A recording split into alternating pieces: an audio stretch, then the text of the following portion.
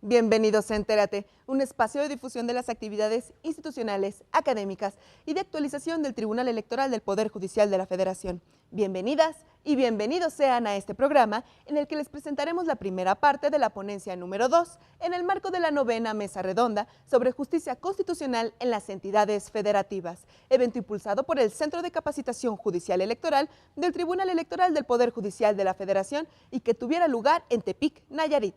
Esta mesa lleva por título Aspectos a considerar en la aplicación efectiva de la interpretación conforme y principio pro persona por parte de los órganos de control constitucional local. Esta segunda mesa está integrada por el magistrado Manuel González Oropeza de la Sala Superior, el doctor Carlos Castilla, el magistrado José Miguel Salcido Romero, presidente del Supremo Tribunal de Justicia del Estado de Chihuahua, y como moderador el magistrado Constancio Carrasco Daza. Esta segunda mesa da inicio con la presentación de los ponentes y las reflexiones del doctor Carlos Castilla. Acompáñenos, por favor.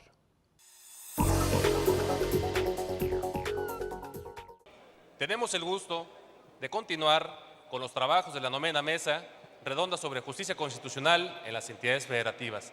La mesa número 2 se encuentra integrada por el doctor Carlos Castilla de la Universidad Pompeu Fabra de Barcelona. Muchas gracias, doctor, por su asistencia.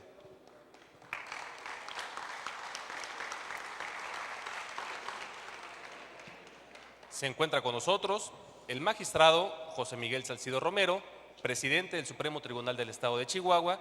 Muchas gracias, magistrado, por su asistencia.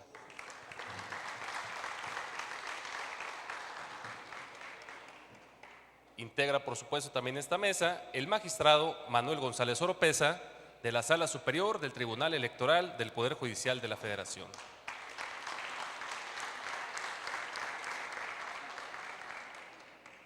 Fungirá como moderador el magistrado Constancio Carrasco Daza de la Sala Superior del Tribunal Electoral del Poder Judicial de la Federación.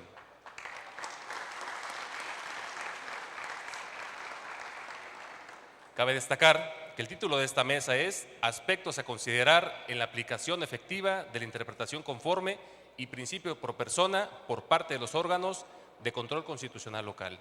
A continuación, daremos lectura de los ponentes de la presente mesa. El doctor Carlos Castilla es egresado de la Facultad de Derecho de la Universidad Nacional Autónoma de México. Tiene estudios de posgrado en Derecho Internacional Público y Relaciones Internacionales en la Universidad Complutense de Madrid y en Derechos Humanos y Procesos de Democratización en la Facultad de Derecho de la Universidad de Chile. Asimismo, participó en la Academia de Derechos Humanos y concluyó la especialización en Derecho de la Administración y Procuración de Justicia en la Facultad de Derecho de la UNAM. También ha sido reconocido por la UNAM con la medalla al Mérito Universitario Alfonso Caso en 2007 y por el Comité Internacional de la Cruz Roja en México, Centroamérica y el Caribe Hispano Parlante por el mejor trabajo de tesis en Derecho Internacional Humanitario en el 2003. El magistrado José Miguel Salcido Romero realizó sus estudios profesionales en el Instituto Tecnológico y de Estudios Superiores de Monterrey, donde recibió el título de licenciado en Derecho con mención honorífica en 1982. Obtuvo los grados de especialidad en Derecho Constitucional y Administrativo y maestría en Derecho Constitucional por la División de Estudios de Posgrado de la Facultad de Derecho de la UNAM, ambos con mención honorífica. Ha sido catedrático de la materia de Garantías Individuales y de Clínica de Procesos Constitucionales en el Instituto Tecnológico y de Estudios Superiores de Monterrey, Campo, Chihuahua. Es catedrático de la Universidad Autónoma de Chihuahua, en la que ha impartido los cursos de Derecho Constitucional, Derecho Laboral y Derecho Electoral. Fue presidente de la Asociación de Tribunales y Salas Electorales de la República Mexicana del 2005 al 2007 y del 2012 al 2013.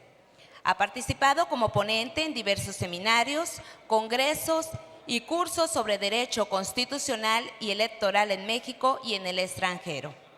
Es coautor del libro La sucesión presidencial 2012, ¿qué hacer para legitimarla? ¿Por qué? ¿Cómo y cuándo? Publicado por Editorial Porrúa. Es coautor del libro Las elecciones presidenciales 2012, publicado por el Instituto Electoral del Estado de México en coordinación con la Universidad Autónoma de México. Es coautor del libro Institutos Electorales Nacionales a Debate, publicado por la UNAM en 2013. Fue magistrado del Tribunal Estatal Electoral de Chihuahua del 2001 a 2013 y a partir de diciembre de 2007 fue designado magistrado presidente. El 18 de noviembre de 2013, el Honorable Congreso del Estado lo designó magistrado de la Sala de Control Constitucional y a partir del 28 de febrero del presente, el Supremo Tribunal de Justicia lo designó magistrado presidente. El magistrado Manuel González Oropesa es doctor en Derecho por la Universidad Nacional Autónoma de México y maestro con especialidad en Derecho Público por la Universidad de California en Los Ángeles. Es investigador del Instituto de Investigaciones Jurídicas de la UNAM desde 1982 y miembro fundador del Sistema Nacional de Investigaciones que desde el año 2010 lo reconoce con el nivel 3. Desde noviembre de 2006 es magistrado de la Sala Superior del Tribunal Electoral del Poder Judicial de la Federación y a partir de junio de 2010 es miembro alterno al título personal de la Comisión de Venecia ante el Consejo de Europa. Continuando con este orden, daré lectura del currículum del magistrado Constancio Carrasco Daza de la Sala Superior del Poder Judicial de la Federación, que fungirá como moderador del presente evento. El magistrado Constancio Carrasco Daza es licenciado en Derecho y Ciencias Sociales por la Universidad Autónoma Benito Juárez de Oaxaca. Tiene grado académico de maestro en Derecho de Amparo y también cursó la maestría en Derecho Penal, Constitución y Derecho bajo el auspicio de la Universidad Autónoma de Barcelona. Dentro del Poder Judicial de la Federación se ha desempeñado como secretario de Estudio y Cuenta de la Suprema Corte de Justicia y en el Distrito Federal ha sido encargado de la Dirección General Adjunta a la Presidencia del Consejo de la Judicatura Federal. Ha sido secretario ejecutivo de Vigilancia, Información y Evaluación del Consejo de la Judicatura Federal y consejero de la Judicatura Federal, entre otros cargos no menos importantes. Es magistrado de circuito con licencia y actualmente se desempeña como magistrado de la Sala Superior del Tribunal Electoral del Poder Judicial de la Federación. Señor magistrado, tiene el uso de la palabra.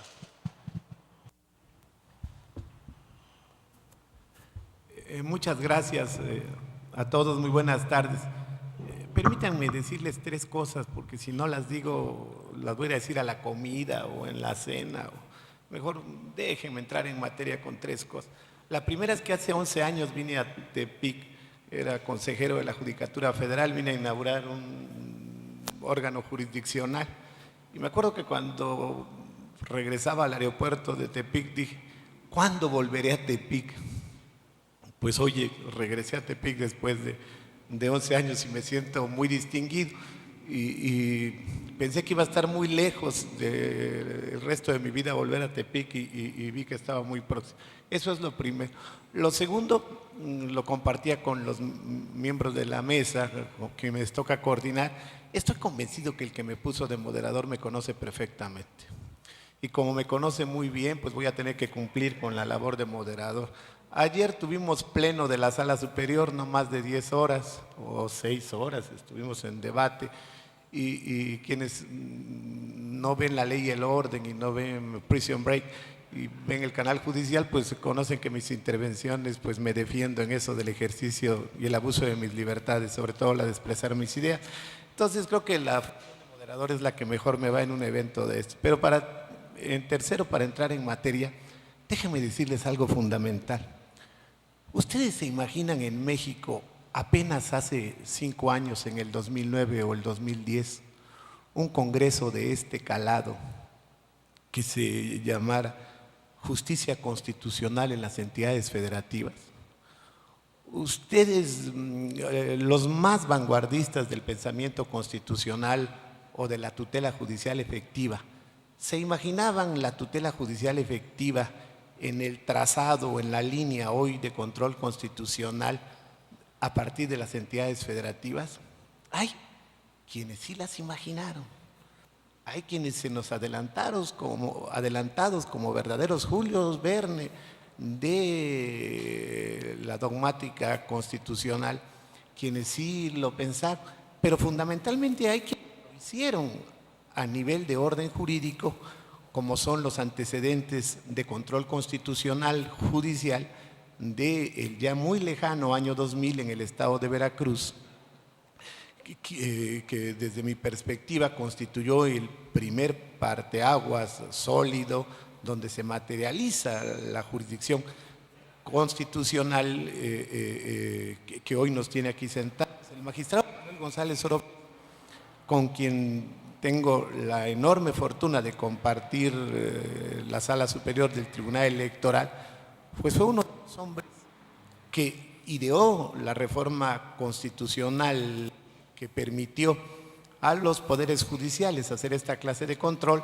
y que logró su materialización. 4 años después se dio en el estado de Oaxaca y hoy ya es una tendencia mayoritaria en el político judicial en nuestro orden jurídico. Esto es así de claro y esto es de lo que sin duda vamos a platicar.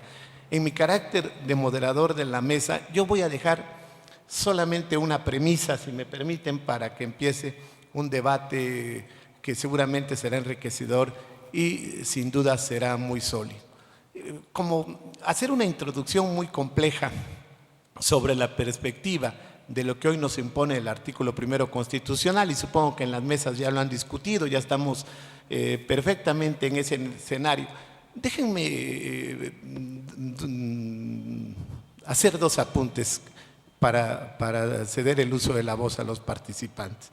El primer apunte que a mí me importa mucho hacer es que hoy los máximos tribunales de este país en interpretación constitucional, que son la Suprema Corte de Justicia de la Nación, funcionando en pleno o a través de sus salas, y la Sala Superior del Tribunal Electoral del Poder Judicial de la Federación, hemos determinado, tanto en precedentes como en tesis de jurisprudencia, que el control ex oficio de la regularidad constitucional de leyes en nuestro orden jurídico, de toda clase de ordenamientos, es una realidad. Eso está hoy objetivizado desde la norma constitucional y es así como la Suprema Corte de Justicia de la Nación ha vencido, permítanme la expresión para ser muy elocuente, 2 criterios de jurisprudencia. El primero, que establecía control judicial de la Constitución, es atribución exclusiva del Poder Judicial de la Federación, y el segundo criterio, control difuso de la constitucionalidad de normas generales, no lo autoriza el artículo 133 constitucional a nadie. Es decir, lo pongo en este contexto porque el debate sobre si todos los jueces en el mapa nacional, sin atender a fueros o agrado, tenemos o no competencia para hacer control difuso desde el bloque de constitucionalidad, creo que es un debate que en esa perspectiva jurisprudencial está terminado. Es la misma vocación de la Sala Superior del Tribunal Electoral del Poder Judicial de la Federación en su interpretación. Entonces creo que el debate importante que tenemos que dar y que tenemos estas enormes oportunidades de esta clase de foros que con esa sensibilidad se hacen, ahora a partir de estos criterios vencidos, el debate es los alcances del control difuso de la regularidad constitucional en nuestro orden jurídico doméstico. Y sin mayor abuso en el ejercicio de la palabra, en el orden que me fue pedido, yo dejo la palabra al doctor Carlos Castilla. ¿Qué tal? Muy buena tarde a todas y todos. En primer lugar, como siempre, debo agradecer al Tribunal Electoral la oportunidad de estar esta tarde con todas y todos ustedes para compartir algunas ideas. Sobre todo quiero compartir algunas reflexiones o también generar, si es posible, debate, como ya lo ha invitado desde la inauguración el magistrado Pedro, el magistrado Manuel González Oropesa, y ahora también con este honor de compartir esta mesa con 3 distinguidos magistrados. Bueno, espero poder generar algunas reacciones. También agradezco al comité organizador y especialmente al Centro de Capacitación Judicial Electoral por todas las gestiones para hacer posible que después de una larga travesía esté por aquí esta mañana tarde. Mi presentación primero la trataré de hacer lo más breve posible para justamente dar oportunidad, en todo caso, de generar debate entre todas y todos los asistentes. Dos puntos generales quiero tratar. El primero, unas advertencias respecto al llamado control de convencionalidad, del cual de manera personal soy crítico y opositor. Ahora explicaré algunas ideas del porqué. Y en segundo lugar, trataré de entrar a ciertos temas del principio de interpretación pro persona y tratando no de repetir lo que dice la Constitución, sino más bien tratar de hacer unas observaciones para ver cómo lo podemos hacer posible y pensando especialmente en la justicia local, porque normalmente muchos estudios o muchos análisis se centran en la justicia federal, pero olvidamos nuestro sistema federal mexicano. En ese sentido, lo primero que me gusta a mí siempre advertir, tal vez este tema, el tema del control de convencionalidad, que tal parece a la gran mayoría nos tomó por sorpresa, como ya se decía en la primera mesa, el 14 de julio del 2011, cuando la Suprema Corte emite su determinación, que no es sentencia, la determinación en el expediente varios 912, parece que ahí surge, ¿no?, el derecho internacional, control de convencionalidad y un sinfín de ideas relacionadas con el derecho internacional y el derecho constitucional. Bueno, en mi opinión creo que ahí más bien se demostró las grandes fallas que hemos tenido, y digo hemos, me incluyo, en nuestra formación como abogados. Es una problemática que se nota de manera transversal y se nota de manera generalizada. Hemos tenido por muchos años y tenemos ciertas deficiencias, una mala preparación, una mala instrucción en el derecho internacional público.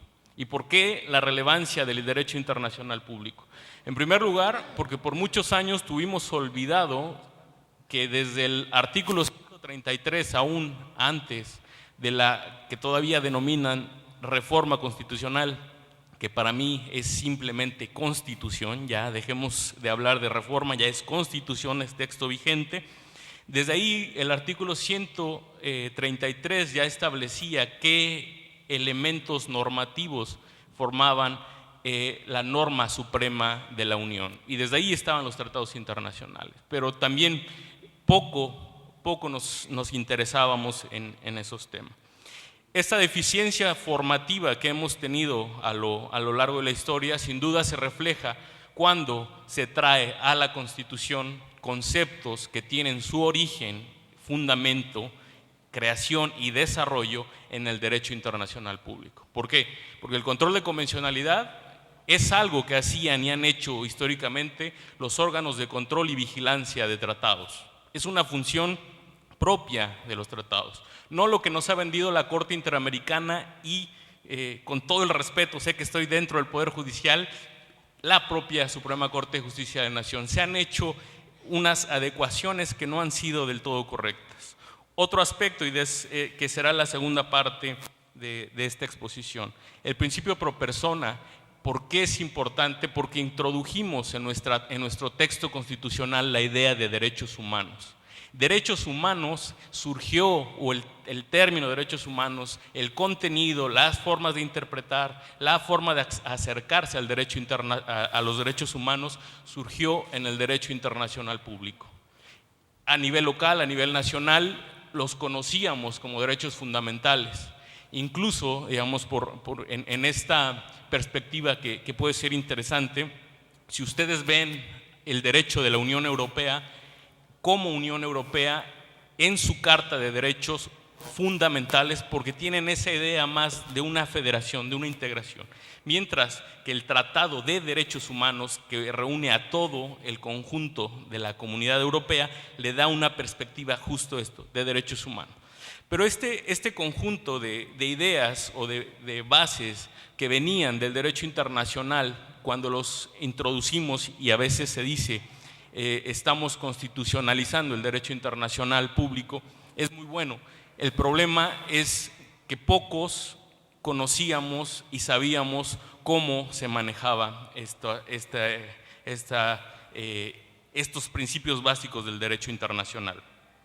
El control de convencionalidad, una de las grandes fallas que tuvo en su origen en México es que cuando llega la sentencia del caso Radilla, se habían dictado por la Corte Interamericana al menos 11 jurisprudencias. Sin embargo, en México, siguiendo algunos doctrinarios, utilizamos solo 4 criterios, no los 11. Y a partir de esto, la Corte Interamericana, porque después del caso Radilla, afortunadamente para la Corte Interamericana, vinieron 2 casos mexicanos más. A partir de esto se construyó una idea del control de convencionalidad que ha generado problemas. ¿Por qué ha generado problemas? Porque la Corte Interamericana nunca definió si había que inaplicar, si había que solo aplicar, si había que expulsar, cuál era en sí la forma. Se habla de la obligación ex officio, pero dentro de las competencias. Ex officio, pero dentro de las competencias hay cierta contradicción. Si uno va sumando análisis en este llamado control de convencionalidad interamericano, ustedes se podrán dar cuenta que hay una serie de inconsistencias. No seguiré, pero con gusto posteriormente les puedo dar algunas más. Para demostrar que esto ha sido una figura muy problemática, no solo en México, sino a nivel regional, ustedes pueden ver prácticamente desde marzo del año pasado que la Corte Interamericana de Derechos Humanos, al hablar del control de convencionalidad en la sentencia de supervisión de cumplimiento en el caso Hellman contra Uruguay, ahí ya la Corte Interamericana dice, bueno, el control de convencionalidad es una aplicación del derecho internacional, en específico de la Convención Americana. Es la primera vez que da una definición la Corte Interamericana. De eso poco se ha hecho eco, porque ya venimos en una dinámica que cuando estamos en el mundo académico, si ya tenemos cierta producción, difícilmente vamos a ir para atrás, ¿no? Eso se trata de meter en el baúl y decir, no dijo nada la Corte Interamericana. Si ustedes ven la integración actual de la Corte Interamericana, que inició funciones con esta nueva integración el 1 de enero de 2013, ustedes pueden ver cómo hay una disminución del uso del término control de convencionalidad en la jurisprudencia interamericana. ¿Por qué? Porque ha generado problemas, porque no tiene realmente una consistencia. Esto próximamente igual publicaré un documento donde hago un análisis final de cuánto ha reducido el uso la Corte Interamericana de esta jurisprudencia. Y casualmente ha sido esta reducción aun cuando uno de sus integrantes, el querido y estimado doctor Ferrer, ha sido también un fuerte promotor del control de convencionalidad. Esto es muy interesante porque incluso en esta resolución de supervisión de cumplimiento del caso Hellman, la Corte Interamericana dice que el control de convencionalidad si es que hay entre concentrado y difuso. La Corte Interamericana establece de originario y derivado. El originario, dice, lo tienen los jueces nacionales. ¿Por qué? Porque como es lógico y es una obligación propia de ser parte de un tratado internacional, como Estado tienes la obligación de cumplir con ese tratado. El primer nivel de protección de los derechos humanos cuando se es parte de un tratado lo tienen las autoridades nacionales. Los organismos internacionales, los órganos internacionales solo actúan de manera subsidiaria. Esto es, cuando falla el sistema nacional, para eso están los órganos internacionales. La forma en la que nos dijeron que era concentrado, difuso, y después incluso en una discusión en el Pleno de la Suprema Corte que se hablaba del control difuso, del difuso y control concentrado, difuso, y se hizo ya que más bien era confuso porque nada había de claridad. Creo que en esta dinámica ese punto es muy relevante. Si se hubiera dado un mayor debate en relación a lo que se entiende o debería entenderse originariamente por control de convencionalidad, antes de tratar de introducirlo, creo que habría sido muy importante. Y más porque soy de la opinión que la Corte Interamericana de Derechos Humanos, por más que sea el máximo intérprete de la Convención Americana, no está facultado para decirnos a ningún Estado americano cómo tenemos que organizar nuestro sistema de justicia. Está para decirnos cómo se debe interpretar la Convención Americana, un derecho humano, pero la Corte Interamericana no puede, y menos por una sentencia, decir cómo se va a organizar el sistema constitucional de cualquier país. Eso es un tema que también puede ser ampliamente debatido, pero que debe estar ahí pendiente. Para dar paso a la segunda parte, y bueno, la sentencia del caso Radilla, y con esto cierro esta primera parte, ha sido muy interesante. En muchos foros se sigue hablando de la sentencia Radilla. Para mí, tal vez para producción académica, para llevar a cabo eventos y demás, ha sido muy útil. Pero lamentablemente la parte que yo considero más importante del caso Radilla no ha servido para nada, y ahí es en donde tenemos que reflexionar si realmente estamos protegiendo los derechos humanos. El pasado 24 de agosto de 2014 se cumplieron 40 años de la desaparición del señor Rosendo Radilla, y todavía hoy, a 40 años y un mes y no sé cuántos días, no sabemos dónde están los restos del señor Rosendo Radilla. ¿De qué sirve o de qué ha servido la sentencia si seguimos sin cumplir el aspecto específico que exigía esa sentencia? Los esperamos en una próxima emisión de Entérate, con lo más destacado de las actividades institucionales, académicas y de actualización del Tribunal Electoral del Poder Judicial de la Federación. Soy Roxana Noriega. Hasta la próxima.